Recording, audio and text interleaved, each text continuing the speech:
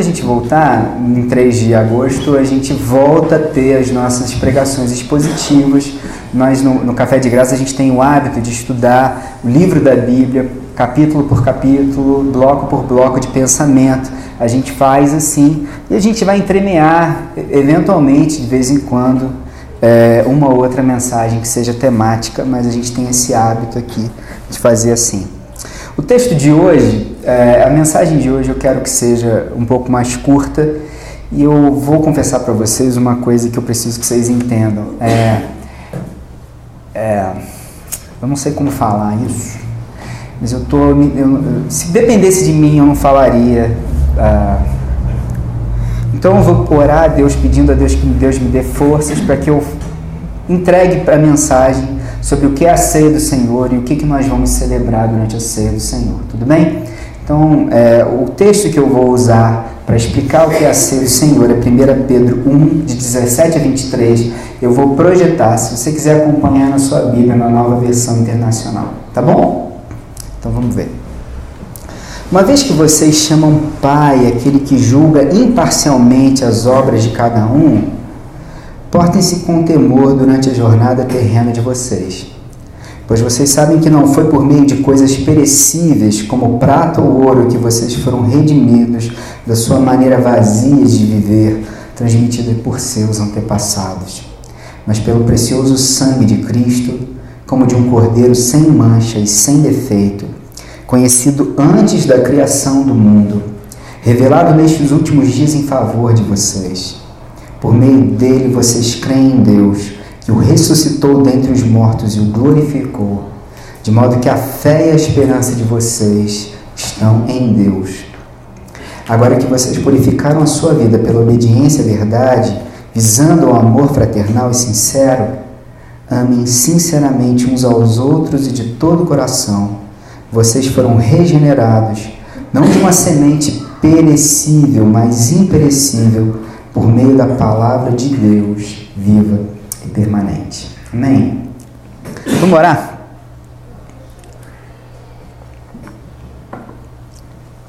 Pai amado e bendito, Deus do universo, Senhor dos senhores, eu te peço em nome de Cristo Jesus que o Senhor esteja comigo durante a proclamação dessa mensagem. Que o Senhor me ajude, me dê força, me dê... Pai amado, eu te peço que o Senhor me esconda atrás da cruz, só atrás da cruz. Que a unção do Teu Espírito Santo permaneça em mim, para que eu proclame a Tua palavra, nada mais do que a Tua palavra, Senhor. Que o Senhor esteja conosco como igreja, e que o Evangelho de Cristo Jesus seja pregado e que o Seu nome seja glorificado. É o que eu te peço em nome de Cristo Jesus. Amém. O que existe? Você vai dizer, penso, logo existo, né? Será que a Suelen existe? Será que a Débora existe? Será que esse microfone existe? Será que essa partitura existe? O que será que existe? Pois essa é uma pergunta que as pessoas têm feito há muito tempo sobre o que existe. Na Grécia Antiga, há muitos anos atrás, uma pessoa lá de uma cidade chamada Eleia, um tal de Zenão, começou a perguntar o que existe. E aí ele pensou o seguinte, vamos supor que só existam, no universo inteiro, só existam duas coisas que existem. E essas duas coisas que existem têm uma fronteira muito bem definida. Aqui tem uma coisa que existe, aqui tem outra coisa que existe. E só existem duas coisas. Mas se elas têm uma fronteira muito bem definida, entre o que existe e a outra coisa que não existe, tem o quê? Porque essa coisa que não existe está no meio. Então, se existe alguma coisa nesse mundo, nesse universo, essa coisa tem que ser única. Se existe algo, esse algo tem que ser único. Esquisito, né? Se existe algo no mundo, esse algo ele tem que ser imutável. Porque, pensa bem, se ele muda, ele existia e passou a ser uma outra coisa, e aquela coisa que existia deixou de existir. Aí se deixou de existir, foi para onde? Porque existia. Como assim? Então, se existe algo no mundo, se existe algo no mundo, esse que existe tem que ser imutável. Como um corolário disso, o que existe não pode nem mudar no tempo e nem no espaço. Porque se mudar no espaço, mudou a sua configuração, foi de uma configuração para outra. Se mudou no tempo, deixou de ser uma coisa no tempo e foi para outra. Portanto, se existe alguma coisa, ela tem que ser única, tem que ser imutável e tem que ser aquilo que a gente chama de eterna. Nossa! Então, o que existe nesse mundo? Eu existo? Como assim? Pois é, vocês sabem que esse é o contexto para o que Paulo falou no Areópago, quando esteve em Atenas. Quando ele esteve em Atenas, ele chegou em Atenas, contemplou, como a gente vai ver lá em Atos 17, contemplou todo o paganismo, toda a idolatria que existia naquela cidade. Aquilo incomodou ele profundamente. E ele começou a pregar na praça pública contra o paganismo, contra os vários ídolos que eles tinham ali.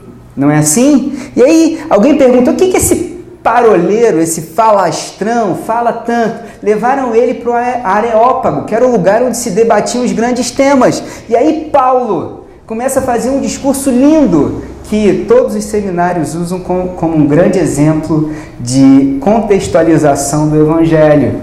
E aí ele fala essa frase que tem tudo a ver com o que existe, que é: pois em Deus, nele, vivemos, nos movemos e existimos. A ideia de Paulo é que tudo que existe está contido em Deus e a existência só é possível em Deus. É como esse tablet que está em cima aqui da minha estante de sei lá, vou chamar isso de púlpito só para efeito de conversa. Está em cima do púlpito. Se eu tirar ele daqui, ele cai. Ele está apoiado sobre o púlpito. Fora dele, ele não consegue existir, ele não consegue ficar. O que Paulo está querendo dizer ali, citando um poeta estoico, eu não vou falar o que é estoico, é que nele nós existimos, vivemos e nos movemos. Sabe que essa é uma coisa estranha, porque uma vez perguntaram justamente para o Ariovaldo Ramos sobre isso. Ele virou, uma senhora virou para ele e disse assim: peraí, você não diz que Deus é santo? É, Deus é santo. Deus não é santo? É, mas nossa existência não está em Deus? Não é dentro de Deus que nós vivemos, nos movemos e existimos? Pois é, e você é santo? Não. Eu sou santo? Não. Esse mundo em que nós habitamos é assim? Não. Então tem maldade nesse mundo? Tem. Ah, então Deus não é santo. Porque nós estamos em Deus, e se nós estamos em Deus, como explicar isso? Aí o Ariovaldo vira e diz assim: minha senhora, a senhora já ouviu falar em transplante de órgão? Já ouvi. Como é que funciona o transplante de órgão? Você pega um órgão e coloca em alguém, pega o fígado de alguém, coloca dentro, coloca o pulmão, sei lá. Qual é o principal problema de um transplante? Rejeição. Porque o órgão é um órgão externo, e o próprio corpo da gente começa a atacar o corpo que foi transplantado. Então, como é que se faz para resolver o problema de um transplante? Remédio. Você toma remédio e esse remédio é que evita que o órgão que foi transplantado seja rejeitado. Pois é, minha senhora, para a maldade que existe nesse mundo tem um remédio. Esse remédio é o sangue do Cordeiro, conhecido desde antes da fundação do mundo. Pois o sangue do Cordeiro é o que foi conhecido antes da criação do mundo. E é sobre isso que Pedro está falando nesse texto que a gente acabou de ver. Mas a mensagem de hoje, que nós vamos conversar sobre a ceia do Senhor, é sobre isso. Sobre esse remédio que sustenta a nossa maldade, que sustenta esse mundo decaído, que Deus consegue sustentar esse mundo e a nós mesmos dentro dele, através do sangue do Cordeiro, conhecido desde antes da fundação do mundo. Eu queria fazer algumas reflexões sobre esse texto que nós acabamos de ler, de 1 Pedro, no capítulo 1. A primeira coisa que a gente vê nesse texto é que Deus é um Deus que toma providências. Deus não é um Deus que é pego de surpresa. Quando a bênção de Deus chega no tempo certo. Quando a bondade de Deus se manifesta no tempo certo. Eu gosto muito de uma frase que diz que Deus não faz milagres, Deus constrói milagres. Para que houvesse a transformação da água em vinho, Deus construiu um milagre. Deus construiu um milagre porque muito antes de que faltasse vinho naquela casa, Jesus teria que ter sido convidado para estar lá. Muito antes que qualquer coisa acontecesse, tinha que ter água disponível, e era água para chuchu, para que pudesse ser transformado água em vinho. Chuchu é uma frase antiga que não é do tempo de vocês. Deus é um Deus que toma providências. Tem uma história na Bíblia que é emblemática sobre isso. É quando Jesus está se aproximando de Jerusalém. Ele sabe que ele vai morrer. Ele sabe que é a última Páscoa que ele está indo participar na vida dele.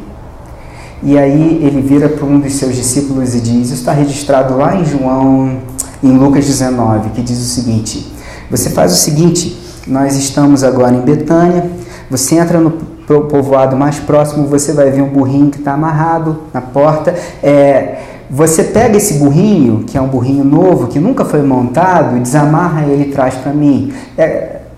Em outras palavras, é como se Jesus tivesse dito para alguém nos dias de hoje, você pega a sua Ferrari 0 km e você me empresta, porque eu vou precisar entrar na cidade de Jerusalém com essa Ferrari. Pois bem, por que Deus fez isso? Por que Jesus fez isso? Jesus combinou com o dono desse burrinho que ele precisaria dessa montaria.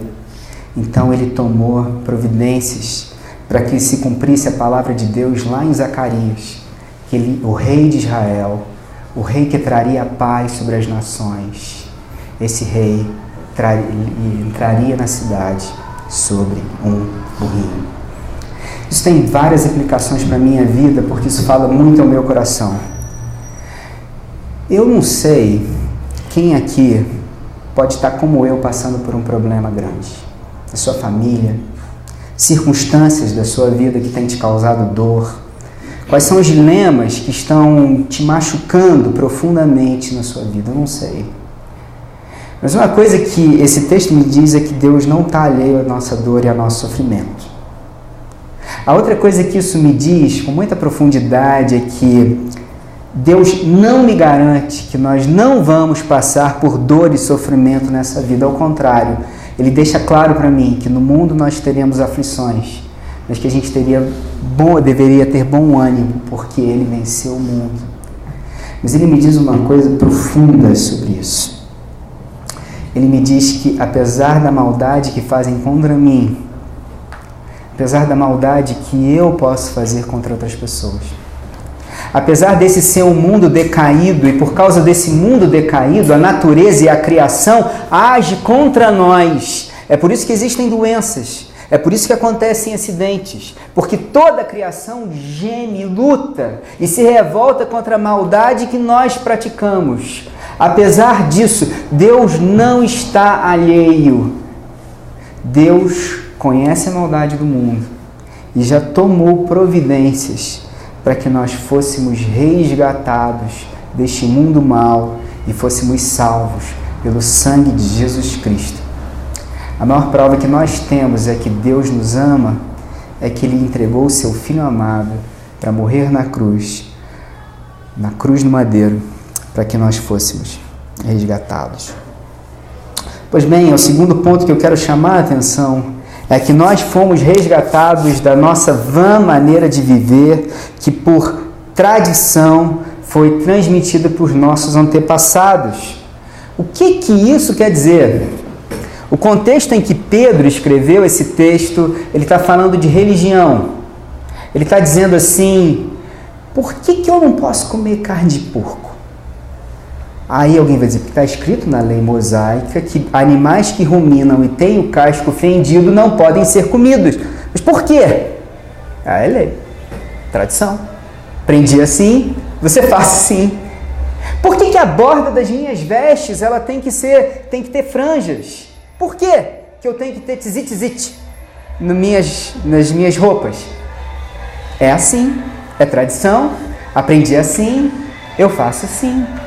Por que para entrar no templo eu tenho que ter kippah? Eu tenho que cobrir o meu cocoruto para entrar no templo e adorar? É assim, é tradição, é assim que eu faço, sempre fiz. Porque eu participo da ceia do Senhor? Tradição. Porque eu me batizei? Tradição. Porque eu oro a Deus? Tradição.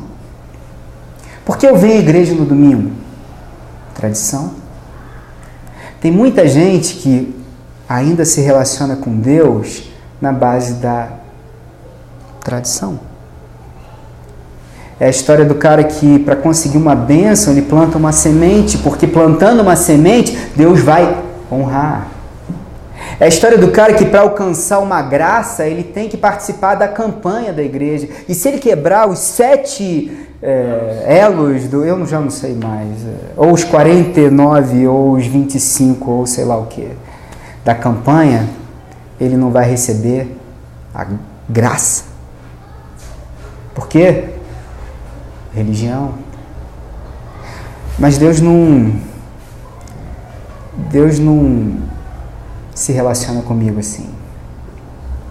Deus se relaciona comigo através de uma outra maneira. Deus se relaciona conosco através de uma outra coisa. Se antes, na tradição judaica, Deus era juiz, agora Ele é Pai. Eu não sei, mas quando vocês forem pais, vocês vão entender o que eu quero dizer. Um pai não espera a obediência do seu filho, porque eu mandei e tem que ser assim. Um pai quer a obediência do seu filho porque ele diz, eu sei o que é melhor para você. Eu sou mais experiente. Eu já passei por isso, meu filho. Se eu estou dizendo para você não fazer, é porque eu sei o que é melhor para você. Em outras palavras, nós não nos relacionamos mais com Deus na base da religião. Nós nos relacionamos com Deus sabendo que Deus é um Pai amoroso, que sabe o que é melhor para mim, e eu confio nele. Eu tenho relacionamento com Ele, e agora eu obedeço a Ele porque eu o amo. Que eu quero chamar você hoje a sondar o seu coração e se perguntar por que você está participando da ceia do Senhor. Não participe da ceia do Senhor por tradição. Participe da ceia do Senhor porque Ele é seu Pai. Porque quando Jesus morreu na cruz do Calvário, você recebeu acesso direto a Deus. E por causa disso, agora, sendo filho de Deus, você obedece aos seus mandamentos. Porque Ele é um Pai amoroso e não por tradição. Terceira coisa que eu quero chamar a atenção para você é que nós fomos resgatados pelo sangue do Cordeiro, como de um cordeiro sem mancha e sem defeito. A que Paulo está se referindo quando está falando aqui sobre esse tal de cordeiro sem mancha? Ele está fazendo uma referência à Páscoa do Senhor. O que é a Páscoa? A Páscoa é a libertação do povo judaico quando eles estavam prisioneiros no Egito. E naquele dia, quando eles celebram a Páscoa do Senhor, eu não sei se vocês sabem, mas está lá em Levíticos 13 que devia ser morto um cordeiro novinho, sem nenhuma mancha. Então o sumo sacerdote, depois de imolar o cordeiro, ele pegava o sangue do cordeiro, entrava na presença do Senhor, no Santo dos Santos, aspergia o sangue sobre o trono do Senhor, na Arca da Aliança, e aquele sangue servia por expiação dos pecados. Pois o que aconteceu é que, quando Jesus Cristo levou sobre si os nossos pecados no madeiro, Ele verteu o seu sangue por mim, para que nós tivéssemos a oportunidade de agora não termos mais pecado. Sabe que eu estava conversando com a minha turma, que eu estava dando aula, e alguém falou sobre ser cristão, e eu falei, Jesus Cristo salva a gente. E aí a pessoa disse, não foi isso não, foi assim, essa história ainda é mais engraçada. Eu estava com a camisa do céu e alguém falou, aí você é cristão, dá um trabalhinho para a gente poder passar. Eles conseguiram um trabalhinho. Não, Jesus manda a gente fazer o bem. Jesus manda, Então me diz uma coisa, por que Jesus morreu na cruz? Explica para mim. Sabe que ninguém sabia? Tá bom, se você me disser por que Jesus morreu na cruz, ele vai te salvar de quê? Eu dou o trabalhinho. Sabe que ninguém sabia dizer por que era a nossa salvação? Ou de que Jesus nos salva? Sabe, se eu perguntasse para vocês de que Jesus salva a gente, o que você ia dizer para mim? Sabe, o apóstolo Paulo explica isso na Bíblia. Ele diz o seguinte, que nós somos salvos de nós mesmos. Nós somos escravos dos nossos pecados. Ele diz que, tornando-se prisioneiro da lei do pecado que atua em meus membros. Lá em Romanos 7, ele vai dizer, o bem que eu quero fazer, esse eu não faço. Mas o mal que eu abomino, esse faço. E ele vai dizer mais na frente, que desgraçado homem que sou. A melhor ilustração que eu tenho para isso é a história de um menininho que sofria bullying lá na escola dele. E era triste a história. Sabe um menino quando está sofrendo bullying, eu não sei se vocês sabem, mas ele começa a dar sinais. Ele começa a ter mudanças de humor drásticas, ele começa a ser, em casa, ele começa a tratar mal os pais, ele passa a ser arredio, ele passa muito tempo trancado no quarto ou fora de casa, muito tempo. São sinais, são pedidos de ajuda que a criança tá dando, porque está acontecendo alguma coisa errada na vida dele. E um avô começou a perceber que isso estava acontecendo, e aí, percebendo esses sinais, foi conversar com seu filho, com seu neto, e aí percebeu o que estava acontecendo. E aí o garoto começou, sabe o que é, avô? Uma parte de mim, tudo que quer é se vingar. Uma parte de mim, tudo que quer é pegar esses caras, colocar contra a parede e bater. Eu não consigo, mas se eu conseguisse, eu faria tudo que tivesse ao meu alcance para me vingar desses caras que ficam me maltratando na escola. Mas uma parte de mim, a única coisa que quer é seguir a vida. É dizer, deixa pra lá. Tivesse ao meu alcance, que a gente tivesse paz. Tivesse ao meu alcance, eu queria perdoar, ter paz e que eles pudessem pelo menos ser pelo menos meus colegas, né? Aí o avô dele disse assim, sabe meu filho, você me lembrou uma história. Essa história é contada pelos índios Mojave dos Estados Unidos, que dizem que dentro de nós existem dois lobos. Um lobo é valentão, um lobo gosta de brigar, um lobo gosta de se impor. Um lobo tudo que quer é ser o principal na sua matilha. Tudo que ele quer é ser o macho alfa. Mas existe um outro lobo que é cordeiro, manso, tudo que ele quer é tomar conta da sua prole, é viver em harmonia com os seus companheiros de matilha, é seguir em frente, vivendo em paz. Você sabe, meu filho, qual é o lobo dentro de nós que sobrevive? E o menino disse, não, vô, mas eu adoraria saber. É aquele que você alimenta. O lobo que você alimenta é o que sobrevive. Pois o sangue de Jesus vertido na cruz do Calvário é a garantia de que eu posso alimentar o lobo certo. O lobo que dá perdão, o lobo que encontra paz, o lobo que não é egoísta, o lobo que procura o bem. Porque quando eu vejo Jesus na cruz do Calvário levando sobre si os meus pecados, eu percebo que não há mais lugar em mim para a minha culpa. Não há mais lugar em mim para remorso. Porque Deus me aceita como eu sou, apesar das coisas que eu faço. Quando eu vejo Jesus crucificado na cruz do Calvário, não há lugar em mim para a falta de perdão. Porque eu sei que Deus me aceitou apesar do que eu faço ou deixo de fazer. Deus me aceitou e me perdoou. E se Deus me perdoou, como eu posso não estender a graça de Deus ao meu próximo? Pois é quando eu vejo Jesus na cruz do Calvário levando sobre si os meus pecados e vertendo sangue na cruz, é que eu sei que eu posso ter esperança. Porque se Ele foi moído e morreu a morte que morreu, e levou sobre si a maldição que levou por causa de mim, e ainda assim Deus o restaurou e o levantou, e foi glorificado, está à direita do Pai, e é sobre todo nome, não há mal que possa se abater sobre mim, que seja maior do que o meu Deus, que venceu a morte. Pois isso me dá esperança de que meu Deus é maior. Pois a ceia do Senhor é isso.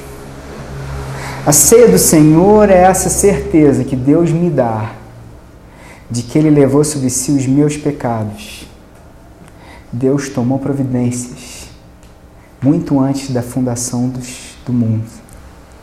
Deus me ama e Deus me restaura. Quem deve participar da ceia do Senhor? Pois leiam o texto bíblico que está aqui. Por meio dele vocês creem em Deus, que o ressuscitou dentre os mortos e o glorificou, de modo que a fé e a esperança de vocês estão em Deus. Agora que vocês purificaram a sua vida pela obediência à verdade, visando o amor fraternal e sincero, amem sinceramente uns aos outros, obrigado, e de todo o coração. Vocês sabem que quem deve participar da ceia do Senhor? Quem crê que Jesus ressuscitou dos mortos e foi glorificado. Quem sabe que Deus o colocou à sua direita, ou seja, o glorificou e é sobre todo nome. Se você, como eu, entende que Jesus foi ressurreto dos mortos, está vivo e é glorificado e é Deus da sua vida, você pode participar da ceia. Antigamente, nós da Igreja Batista da Orla temos uma maneira de fazer um pouco diferente do que a nossa denominação. Vocês sabem que nós somos chamados de batista porque bobeou, a gente está batizando de novo. Eu já fui batizado, mas vai batizar de novo. Por isso que a gente é batista. Batista sempre foi assim. Mas a gente na Igreja Batista da Orla, a gente optou por não exigir que você seja batizado. Mas o batismo é uma ordenança. O batismo é uma pública profissão de fé, de que você reconhece que Jesus morreu na cruz, levou sobre si os nossos pecados, ressuscitou e foi glorificado. É também um reconhecimento que você faz, de que você pertence àquela comunidade, pertence àquela igreja. Minha sugestão, eu nunca vou obrigar você a se batizar, mas é uma ordenança do Senhor Deus. Jesus deixou essa ordem. Então, a minha sugestão para você é que você seja batizado no nome de Jesus. Mas se você já aceitou Jesus como seu Salvador, isso é suficiente. Não há nada na Bíblia que te proíba disso. Tem uma outra coisa bastante interessante, é que nós batistas sempre tivemos o hábito de ter o que a gente chama de ser restrita, na mesma fé e ordem. Isso é uma coisa meio esquisita para você dizer assim, só se você for batista você pode participar do ser batista. Isso é o que a gente chama de ser restrita. Nós da Igreja Batista da Orla de Niterói não temos essa regra, nós não seguimos essa, mesmo porque no Café de Graça acho que ia ser difícil, ia ter uns 3 ou 4 que iam participar. Mas o que eu quero dizer para você é que você está convidado a participar da ceia conosco, se você se considera um cristão. Mas há um terceiro ponto que eu gostaria de chamar muita atenção a você. É quando ele diz que vocês purificaram a sua vida pela obediência à verdade, visando ao amor fraternal e sincero. O que a Bíblia está dizendo para mim e para você, e a Bíblia diz isso, é que cada um de nós deve sondar o seu coração. Há alguém a quem você deveria pedir perdão. Há alguém para quem você ainda não perdoou. Sonde o seu coração. Porque a ceia do Senhor é esse momento, existe para isso. Para que cada um de nós sonde o seu coração, sonde-se a si mesmo e peça perdão. Então, se você está em dia com Deus, se você sondou o seu coração, eu queria que em espírito de adoração ao Senhor nosso Deus que se entregou, a gente participasse agora do nosso momento de ceia ao Senhor. A gente vai agora cantar aquela música que a gente cantou, Diante da Cruz. Nós vamos distribuir o pão, nós vamos distribuir o suco de uva que representa o vinho e nós vamos participar da ceia do Senhor. Amém? Bendito Deus do universo, Senhor dos Senhores. A Bíblia diz que Deus se agradou de moê-lo. O Senhor se agradou de moer a seu Filho por mim, por nós, por essa igreja, por cada um de nós aqui, pelo meu cunhado, pela minha irmã, pelas pessoas que estão em depressão, pelas pessoas que estão doentes, pelas pessoas que estão aflitas, por aqueles que estão com medo. O Senhor se agradou. O Senhor se agradou para que nós tivéssemos esperança de que nós somos aceitos como seus filhos e para que nós pudéssemos ter o Senhor nas nossas vidas, porque os nossos pecados e os nossos erros nos impedem ou nos impediam de aproximar-nos de Ti. Mas o Teu sangue abriu espaço, rasgou o véu que existia entre o Santo e o Santo dos Santos.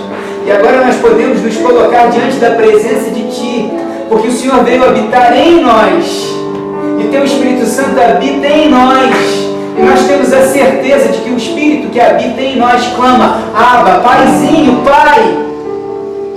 E nós agradecemos, Senhor, porque o Senhor é Deus e Pai, porque as dores desse mundo não são capazes de matar a nossa alegria, a nossa esperança, porque o sangue de Jesus Cristo nos dá a certeza de que o Senhor é Deus e Pai,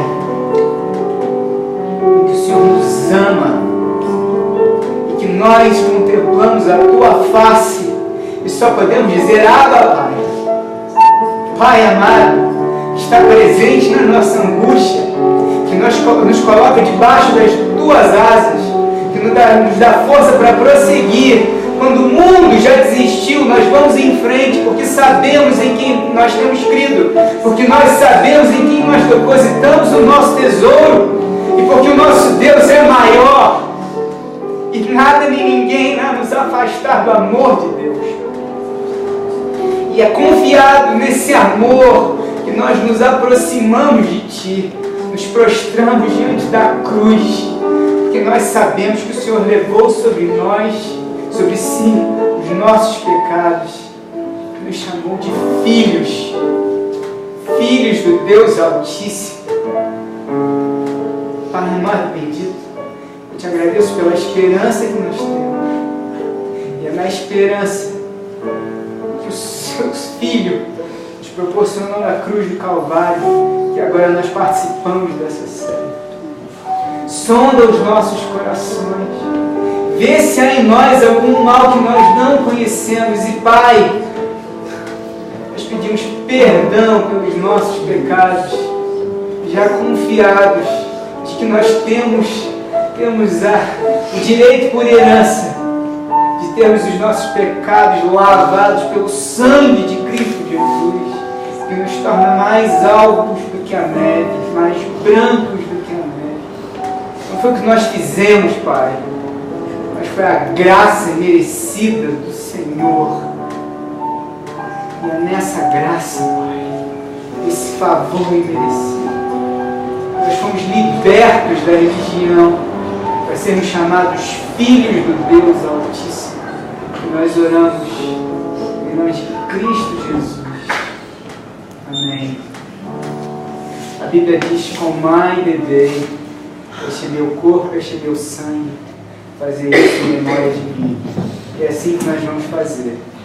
Nós vamos comer o corpo que representa, o pão que representa o corpo de Cristo Jesus, que foi moído na cruz do Calvário em nosso favor. Comamos agora.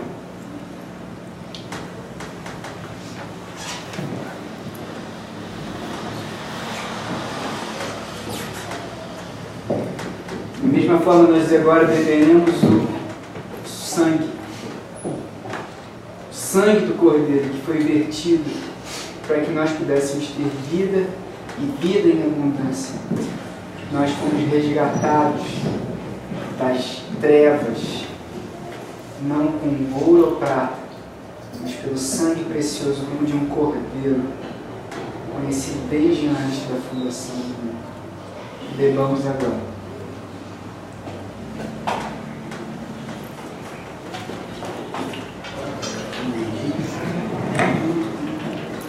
Pessoal, e a Bíblia diz que, tendo comido e bebido, eles cantaram um hino e foram para o Monte das Oliveiras. E é isso que nós vamos fazer. Nós vamos cantar Seguir com Fé. Nós vamos nos despedir. Nós vamos terminar esse culto. Você está convidado a participar conosco da nossa reunião administrativa.